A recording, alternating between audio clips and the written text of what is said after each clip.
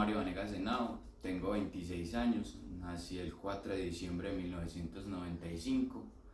me dedico a trabajar y a estudiar, estoy cursando el octavo semestre de Derecho y trabajo en la Escuela de Ingenieros de Antioquia.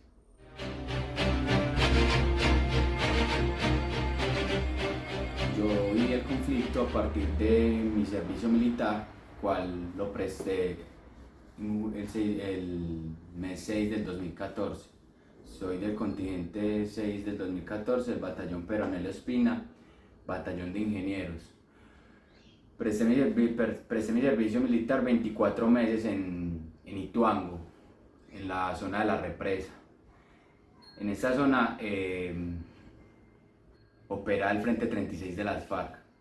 Este frente por lo general no opera como haciendo ataques o hostigamientos como tal a las personas en grupos muy grandes, sino que la forma de operar de las FARC en esta zona es a través del minado, ¿cierto? Todo el tiempo son minando, se encargan de estar minando los puestos de combate,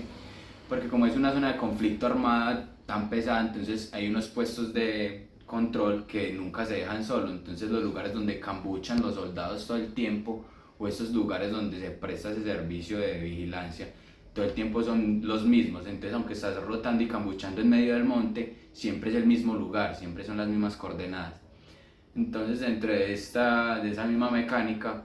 muchas veces en el lapso del tiempo en que una patrulla llega a uno de los lugares, una de las patrullas llega a recibirle a la otra, el lugar queda solo. En ese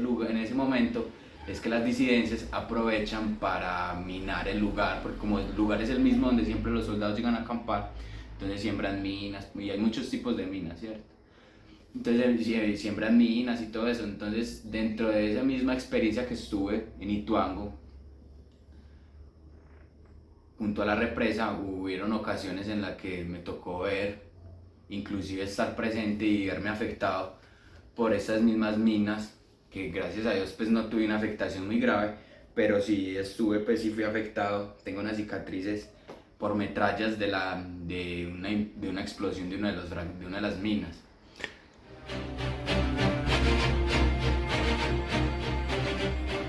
La labor del ejército en Hidroituango, pues básicamente en ese tiempo era prestar la seguridad de la represa como tal, de la infraestructura y de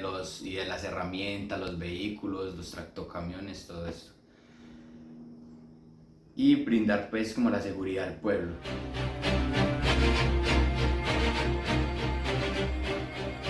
La relación del pueblo con la guerrilla en Ituango, ellos son afectos a la guerrilla, entonces todo el tiempo, más por la situación de que las personas que están inmersas en la guerrilla pues son los mismos familiares de las personas que viven en estos pueblos, ¿cierto? Entonces esas personas conviven, incluso tienen una convivencia como normal con las guerrillas, ¿cierto? E inclusive en cierto modo con el ejército, en parte de que como nosotros éramos soldados que prestábamos un servicio y no éramos profesionales, en cierto modo el pueblo o la misma guerrilla como que tiene esa conciencia, ¿cierto? De que nosotros no somos combatientes como tal del ejército, sino que estamos cumpliendo pues como con la ley, ¿cierto? Entonces en cierto modo con uno siempre tienen como ciertas, digamos que es más suave, digamos que con uno no son como tan fuertes desde el punto de vista de que si vos como soldado haces las cosas que tenés que hacer y no te metes con la gente del pueblo, que eso pasa muy seguido, que inclusive esa gente vive en paz dentro de su forma de vivir, dentro de la guerrilla y el pueblo y todo el mecanismo que manejan, porque en esos lugares se mueve, por ejemplo, la minería, se mueve la gasolina, entonces todo eso tiene un mercado y toda esa gente vive pues en paz con eso. Entonces inclusive el soldado es el que llega como a invadir antes en esos lugares. Entonces cuando el soldado está en estos lugares, pues realmente si tiene un comportamiento normal y está antes ayudando a controlar el lugar y no hace daño ni nada, pues realmente la guerrilla no se mete como mucho con uno que es ese soldado regular, porque no éramos profesionales, aunque habían ocasiones en las que íbamos a lugares tan pesados de Ituango, habían lugares que son tan minados que nos añadían un grupo EXDE. Un grupo EXDE es un grupo especializado en minas. Como yo era un batallón de ingenieros, los batallones de ingenieros son los que se especializan en todo este tema de las minas.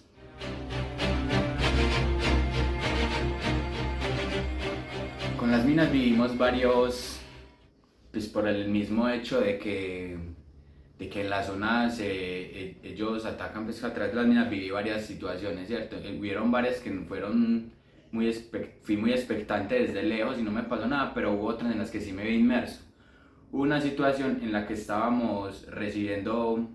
se llama relevo en posición, en un lugar que se llama Tenche, queda en Ituango, un lugar que se llama Tenche. Entonces estábamos haciendo un relevo en posición en la madrugada y llegamos en la mañana al lugar, digamos más o menos a las 4 de la mañana, al cambuche al que íbamos a recibir puesto. Entonces nosotros recibíamos el puesto y la unidad que estaba en ese lugar, en ese momento, se remitía al siguiente puesto. Entonces por eso son relevos en posición, porque como el lugar siempre, si uno lo deja solo lo mina, entonces no se puede dejar solo. La cosa es que nosotros llegamos a recibir el puesto, ¿cierto? Y había una unidad ahí ya que había cambuchado solo una noche, la que iba a irse, y estaban haciendo el desayuno. Por lo general a uno lo entrenan que de estos lugares minados, una de las formas pues que los lugares que ellos suelen minar, que ellos escogen, son esos lugares donde uno siempre vuelve a llegar, y lo más común es el lugar donde se hacen las comidas. Pues siempre la gente, los soldados ven donde, como los otros soldados que se fueron, hicieron el rancho, que es la cocina, y vuelven a hacerlo ahí. Esos son lugares que la guerrilla aprovecha porque como son de bastante, las personas se aglomeran ahí mucho, esos son los lugares que tratan de minar. Y en esa ocasión estamos formando ya para recibir el relevo en posición y para que la otra unidad se fuera, y estaban terminando de desayunar. Y no a más de 5 metros, nosotros estamos recibiendo las coordenadas, estamos recibiendo órdenes pues, del lugar, y hay una detonación de momento, un pitido, y hay una explosión muy fuerte y un pitido que invade pues como el lugar, y entramos en shock. Cuando pasa todo, pues realmente la reacción de muchos, algunos se tiraron al piso, y la reacción de otros, como sabíamos que eran minas, pues realmente la reacción fue quedarnos, no movernos del lugar donde estábamos. Porque en mi caso fue que me quedé quieto, me pasmé. Entonces la explosión fue tan cerca que inclusive los proyectiles, no nos dimos cuenta de los daños que teníamos de los proyectiles. Eso es tan rápido y tan caliente que vos no sentís que te cortó, ni que te hizo huecos, ni nada. Pero entonces el muchacho que estaba haciendo la comida, el ranchero de esta unidad, había montado el fogón sobre una zona que habían plantado una mina, y la mina estaba muy vieja. Entonces por eso la mina no se había activado inmediatamente desde el día anterior con ellos, sino que cuando el piso hacia abajo alcanzó la temperatura suficiente para activar una mina que estaba enterrada y vieja, la mina detona, y al detonar le vuela la paila donde el muchacho estaba haciendo unos huevitos, y se la clava así, y que le queda así clavada en la cara, le clava la paila aquí en la cara. Y entonces ahí es que cuando ocurre la explosión, entonces todos entramos en reacción, inclusive el comandante mío me dice reacción, inclusive mi comandante nos dice reaccionen, pero nosotros estamos en shock, nosotros no estamos preparados para una situación de esas. Aunque a vos te están entrenando y estás viendo un montón de cosas, pues vos realmente no estás preparado para ver una mina explotar, una persona reventada y echando sangre. Todo fue muy loco, y esto es un proceso. Entonces nos vimos heridos muchos, otras personas perdieron la audición, hubieron personas que amputadas, el muchacho murió. El muchacho llega, entonces en ese momento mandan a pedir un helicóptero para extraerlo a él rápidamente y llevarlo al hospital. Cuando se lo llevan en el helicóptero, él todavía está vivo. Está vivo y llega al hospital.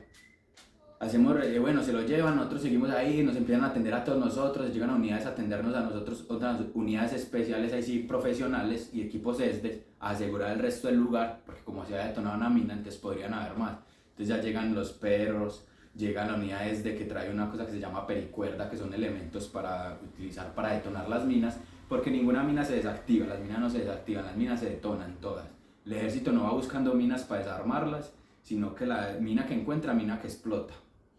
Entonces, bueno, en ese momento entramos en toda esa situación, y están atendiendo a los enfermos y todo, nos atienden a todos, heridas muy superficiales algunos, otras heridas muy graves. Los que estaban en la unidad que estaban cerquita al rancho quedaron muy graves, y todas esas personas sacaron como a 5 en helicóptero. Pero el afectado, realmente el más afectado, era el cocinero, el que estaba haciendo la comida. Él se lo llevan y nosotros no sabemos más nada, recibimos QSO, nos quedamos toda la noche en esa base muy asustados todo el tiempo, inclusive usted no se alcanza a imaginar pues una situación de esa, entonces usted ya no se quiere ni mover, usted no quiere dar un paso, usted no quiere nada, usted cambia de actitud totalmente, usted no quiere estar más ahí. Repasa un día, 2 días, inclusive nos movimos de ese lugar y ya estamos en otro, y a los días inclusive llaman en el QSO, que el QSO es el programa por el que le dan las órdenes a uno el batallón principal, y los movimientos que debe hacer, las órdenes. Entonces estábamos escuchando el QSO que le hablan a cada unidad, le van hablando y todos escuchamos que le dicen a todas las unidades. Y de pronto llegan y dicen que el soldado de Detonador 3, que Detonador 3 era la unidad del muchacho que se había quedado detonado, que el muchacho quería hablar con ellos y se iba a que quería saludar a la unidad. Entonces se empezó a hablar por el radio, todas las unidades del batallón estábamos escuchando. El muchacho llega y habla por el radio, saluda a los compañeros, los saluda como normal, como yo aquí estoy en el hospital, no sé qué, al menos, inclusive hace un chiste jocoso dentro de su situación que tiene y llega y les dice como, huyen ustedes que todavía están allá metidos en el monte. Y cuelga la llama y se despide. Y seguimos en el juego. A los minutos vuelven y llama al coronel y avisa al soldado no sé qué de la Detonador 3 acaba de morir, falleció en el hospital. Ese fue el último mensaje que el muchacho logró dar. Estos muchachos realmente nosotros nos vemos envueltos dentro del conflicto, pero nosotros no tenemos nada que ver con el conflicto en el sentido de que, por ejemplo, nosotros que éramos de un batallón de ingenieros de Bello, en Niquía, prestábamos servicios agregados salvajes en Ituango, pero nosotros no teníamos que ver nada realmente con el conflicto. Y cuando usted va a ver la persona que salió afectada en el conflicto, por ejemplo, la unidad mía y Detonador, son unidades conformadas por muchachos de Medellín, de las comunas, de por acá, ¿cierto? Entonces, y esas personas son las que mandan allá, entonces esas fueron las personas que fueron afectadas. Esa Detonador 13, ese muchacho, si no estoy mal, era de la Comuna 13. El muchacho era de la Comuna 13, el muchacho falleció, nosotros todos quedamos muy afectados pues, por las minas varios tiempo, inclusive después nos sacaron más rápido porque eran personas que se hirieron mucho, estaban muy enfermas, se infectaron, porque igual a la mina le ponen, pero le ponen elementos que engangrenen, que enfermen, ¿cierto? Que para generar un daño pues masivo, inclusive al ejército, inclusive la cosa es que a las FARC o a la guerrilla no le interesa darle muertos al Estado, porque un muerto es muy barato en cierto sentido, un muerto le pagan a las familias el muerto, pero lo que le interesa a las FARC era desangrar el Estado. ¿Y cómo se desangra más fácil el Estado? Dejándole personas lisiadas para mantener toda una vida. Entonces esa es como más bien la visión de la guerrilla. Todo el tiempo están haciendo esas afectaciones, pero no quieren como realmente matarte, sino solo dañarte. No, el hecho no es matarlo, es generarle una carga al Estado.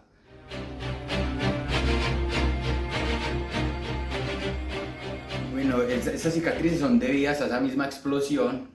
Tengo la pueden apreciar bien, esta cicatriz tiene más o menos unos 8 centímetros y en esta otra tengo es como de 5 centímetros. Aquí me pusieron 12 puntos porque me pusieron puntos internos y en esta fueron como 8 porque esa fue más superficial inclusive que esta. Todo sucedió a partir de ese mismo conflicto en esa zona. Pero pero inclusive el conflicto no es que usted está viendo al guerrillero como tal, sino que es esa incertidumbre y usted todo el tiempo estará preparado a eso, a que usted se puede encontrar en cualquier momento minas. Entonces todo el tiempo el lugar es así, la afectación que le va a dar uno a la guerrilla, pero no es que te van a llegar un montón de guerrilleros a matarte, sino que todo el tiempo están minando los lugares que estás frecuentando, y los lugares, los caminos, todos esos lugares. Y a partir de ahí, entonces en esa situación de la cocina, cuando hubo la explosión de esa mina, fue que yo me había afectado, pues gracias a Dios estaba, como yo soy era de la retaguardia dentro de mi unidad. La retaguardia es la parte que forma atrás de todos los soldados, entonces yo fui de los menos afectados, inclusive porque estaba de últimas. Hubieron compañeros de mi unidad que sí, inclusive unos que perdieron la audición. Tengo compañeros que no tienen audición en este momento debido a ese accidente, otros perdieron la vista. Hubieron muchos accidentados, otros las manos, se aporrearon las manos, un montón de cosas nos pasaron ese día.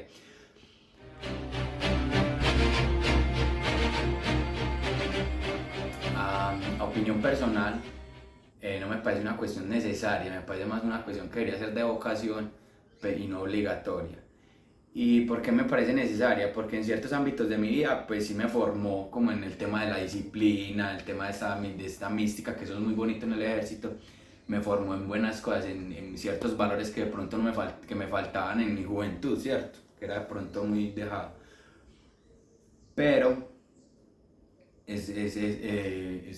inconformes con eso mismo. Nosotros no tenemos nada que ver con el conflicto, ni siquiera conocemos las personas que están allá, ni siquiera somos de esos pueblos, ni siquiera nos interesa la guerra, ni siquiera nos interesan las armas. Y a nosotros nos mandaban a estar buscándolas, a buscar minas, a mandar a buscar esas cosas, obligados a vivir esa situación que muchas veces el mismo compañerito que uno hablaba con el muchacho, nunca había hecho nada, peladitos sanos del col, pues muchachos sanos que no saben de armas, que no nada, y la primer contacto que uno tuvo un arma de fuego fue en ese ejército. Entonces a través de esa experiencia hubieron cosas positivas que estoy resaltando como esas. Pero el resto, todo el régimen que es militar, el tema de los mandos, del régimen del que está del superior, del trato del superior hacia el, hacia el, hacia el soldado regular. Entonces, entre los oficiales y los suboficiales, el trato siempre es muy sesgado y el trato es malo, inclusive, pero inclusive es como es institucionado ese maltrato, porque es como entrenarte como a esa mala vida, como a esa presión todo el tiempo. Entonces inclusive la vida que llevas allá todo el tiempo es como, estás como en terror, no estás como calmado y todo el tiempo tenés una presión encima, inclusive no está pasando nada y usted todo el tiempo está asustado, usted todo el tiempo le están diciendo lo van a matar, usted todo el tiempo, inclusive cuando ustedes están entrenando, los videos que a uno lo entrenan e inclusive lo forman mostrándole videos de, por ejemplo, la guerrilla cuando minaba tal lugar o las tomas del meta, las tomas de no sé qué y cómo matan a todo eso, generándole a uno como, cójale odio a estos porque ellos si lo ven a usted lo matan, entonces como metiéndole a uno, formándole en uno ya no valores sino antivalores, porque lo que están es preparándote para que en el momento que usted vea a otra persona, usted no piense que está viendo una persona, sino que está viendo un asesino. Entonces usted en ese momento lo primero que ve, yo en mi situación de supervivencia, a mí no me iba a importar si la persona realmente estaba obligada en el ejército, si era un niño que tenían obligado, que estaba haciendo en las filas también porque tenía porque Colombia es eso y no todo el que está en las filas es porque quiere estar en las filas. Pero entonces a vos todo el tiempo el ejército también te está preparando eso, como el que usted ve, lo tiene que matar porque si no lo mata a usted. Entonces hay muchas situaciones que de pronto de la misma formación de ellos son negativas. Y el mismo trato y el lugar y las formas de mando y todas esas cosas, toda esa mecánica que se da dentro del mismo ejército, realmente no es muy bueno.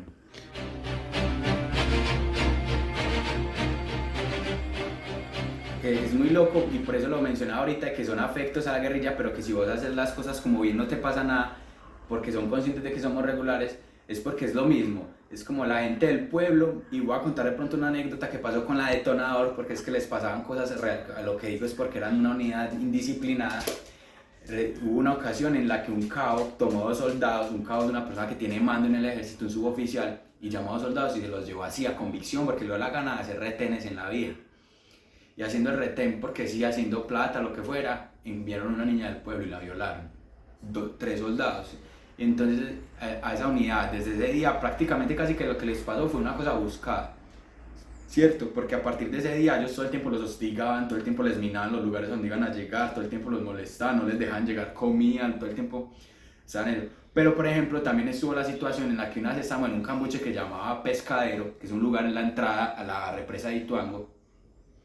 y el lugar a donde lográbamos ir a comprar la comida, donde nos abastecíamos, que era una tiendita pues que había por ahí cuando nos llegaba el auxilio pues que le da uno el ejército, que son 70.000 pesos, son 92.000 pesos y te sacaban 22.000 pesos para las cosas de aseo y te llegaban 70.000 pesos mensuales. Esa plata nos la gastábamos en una tiendita que estaba ahí en ese lugar y resulta que el que atendía la tienda era un tío el tío del cabecilla del ejército, de la guerrilla en esa zona. Y uno llegaba a hablar con él y él decía que sí, que él era el tío y no sé qué, y él era el que nos comentaba eso como, muchachos, no, tranquilo, nosotros sabemos que ustedes son regulares y que ustedes están cumpliendo porque la ley los manda que hasta manéjese bien, pórtense bien, hagan las cosas bien, cuiden al pueblo y verás que el pueblo los cuida a ustedes también y no les pasa nada. Desde que ustedes se manejen bien y no estén haciendo cosas malas, pues realmente la guerra no es con ustedes, sino con el Estado. Entonces, aparte de que ustedes se manejen bien, normal, no pasaba nada, se trataba a la gente, inclusive pasaba el guerrillero, que usted sabe que era el guerrillero, pero no estaba armado, y pasaba y te saludaba, ¿cómo estás? Y usted con su fusil, prestando centinela, y usted pasando, esperando. Un señor que se aparecía en medio de la montaña, donde no pasa un alma, donde no hay un animal, pasaba un señor con carriel y no sé qué, sin armas, sin nada, y usted sabe que ese es el guerrillero, pero él pasa normal, te mira, ¿cómo está, amigo? Muy bien, señor, ¿cómo ha estado? Bien, bueno, tan, y seguían su camino, desde que usted no interfiriera como en sus labores ni nada, porque también pasa eso, ya dentro de como existen todo, está pues como esa corrupción y las cosas que se manejan bajo cuerda, dentro de las cosas que pasaban con los comandantes de Noti, lo que estábamos ahí, se transaban cosas como bajo cuerda, como dejar pasar cosas por las vías y todas esas cosas pasaban, si usted no se metía con ese tipo de cosas, inclusive usted, por ejemplo, era prohibido transportar gasolina y pasaban con gasolina y eso era como un trance ahí de que pasa de normal y uno dejaba, pues miraba que no hubiera más nada, gasolina y pase gasolina, pero eso realmente no se debía dejar hacer porque la gasolina es uno de los insumos para hacer la cocaína. Entonces por eso no se debía dejar para transportar, pero usted no se metía con esas cosas, la gente tampoco se metía con usted, pero realmente entonces no estás cumpliendo la labor que es la función del ejército como tal. Entonces lo que estás haciendo ahí, entonces si es una función pues para ayudar al Estado, pero el Estado realmente no lo está usando para lo que es, pues no tiene sentido. A lo que a lo que me preguntaste también con lo del servicio militar, tiene sentido que estemos ahí. Pero esa relación, inclusive lo mismo, usted va a una tienda, usted necesita ir al pueblo y usted va y compra, y usted donde iba a entrar al pueblo en Ituango, en el Valle de Toledo, que es un pueblo que queda antes de entrar a Ituango, se llama el Valle de Toledo, y un pueblo donde íbamos a surtirnos de comida a veces. El lugar donde íbamos a comprar la comida, al frente siempre había un carro que había parqueado que decía FARC EP, frente 36 de las FARC, frente de finanzas. Y el carro todo el tiempo estaba ahí parqueado y usted veía a los manes en botas alrededor del carro todo el tiempo. Y usted era soldado y usted estaba con una unidad de soldados y usted estaba al frente de un carro EP, pues usted no se metía en nada de eso ni hacía nada. Porque realmente en el momento, pues como en el ambiente no está pasando nada, ¿cierto? Es como, inclusive esa convivencia de soldados y guerrilla, eso es muy normal. Eso es como, usted sabe que ese es el guerrillero y él sabe que usted es soldado, pero eso no hay como...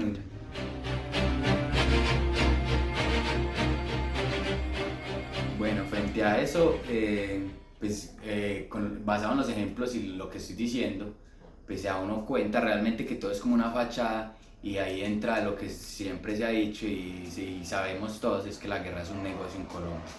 de parte y parte y que eso es mancomun, no es como el ejército, todo el tiempo está yendo a donde va y va en contra, no, eso es una cuestión que está hablada, ellos son tira y encoge, hay lugares pues que son más pesados y tienen su cuestión, pero eso es una cuestión casi que ya está hablada, que todo eso, entonces eso es más una fachada porque realmente no es como un conflicto que se le dé realmente una solución de tajo, no, eso es una convivencia que se da, está el ejército y está la guerrilla y no hay como tal un control para lo que yo digo que debería ser los soldados o el ejército que se realmente debería hacer, pues acabar con esas guerrillas o al menos controlarlas o judicializarlas, pero eso no se da, eso se da, lo que se da es como un control de estar en el lugar, permitir pues como que haya movilidad de esas cosas de las personas dentro de esos territorios, pero realmente uno no es que esté yendo y sacando las guerrillas de ninguna parte. Entonces, frente a lo que